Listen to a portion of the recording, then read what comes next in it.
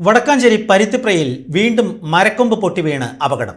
പെട്ടിക്കടയ്ക്ക് മുകളിലേക്ക് മരക്കൊമ്പ് വീണെങ്കിലും കടയുടമയായ ഭിന്നശേഷിക്കാരൻ അബ്ദുൾ റഹീം പരിക്കേൽക്കാതെ അത്ഭുതകരമായി രക്ഷപ്പെട്ടു. അധികൃതരുടെ അനാസ്ഥയ്ക്കെതിരെ പ്രദേശത്ത് പ്രതിഷേധം ശക്തമാവുകയാണ്. കഴിഞ്ഞ ബുധനാഴ്ച രാവിലെയാണ് അപകടമുണ്ടായത്. 35 വയസ്സുള്ള അബ്ദുൾ റഹീമിൻ്റെ പെട്ടിക്കടയ്ക്ക് മുകളിലേക്കാണ് മരക്കൊമ്പ് തകർന്നു വീണത്. ദിവസങ്ങൾക്ക് മുൻപ് മരക്കൊമ്പ് വീണ് ബൈക്ക് യാത്രക്കാരൻ ഇവിടെ മരിച്ചിരുന്നു.